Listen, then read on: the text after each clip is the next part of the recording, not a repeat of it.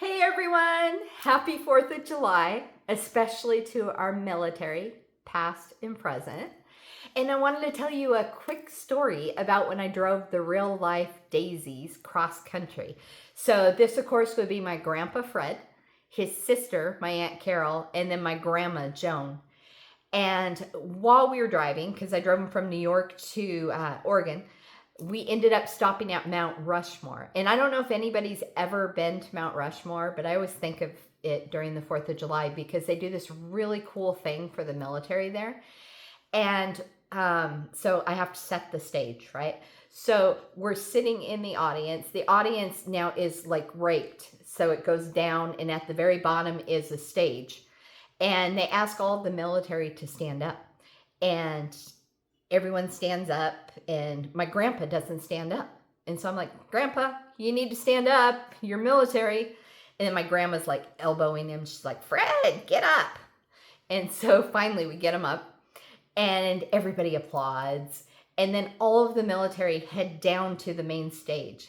And they do this really cool show where they do like lights and music, honoring them. And you know, when they get down there, he's shaking hands and they're all talking. He's talking with different, and I know that they're all talking about, you know, when they served and where they served. And it kind of bothered me because I'm like, why didn't he get up? And so later on, we're in the car and I'm like, Grandpa, why didn't you get up? It turns out that he never felt worthy, which I was like, what? He never felt worthy because he didn't serve in a war and he didn't fight on the battlefield. And it was like, okay. He served in Alaska and he was a cook in the kitchen. And I'm like, but that's just as important as any other job. You are feeding all of the military so that they can do their jobs, right? And so it got me thinking about my stepdad, Steve, who I called Papa Steve. He used to go on these trainings. They'd have to do these trainings in the military, and they'd go away for multiple days. I think it was every year. And he'd come back, and he always had these like tan kits, and it was their like food ration kits. And he'd chuck those things on the table, and he'd be like, take them. I can't stand them. You know, eat them, give them to somebody else. I don't care. I get so sick of these things because he'd been in the military for years and years and he'd been eating them. You know, they eat them, even though there's different varieties. He'd been eating them so much.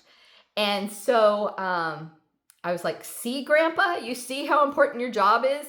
Soldiers want real food. And you're a soldier and you're making the real food. That makes you military too.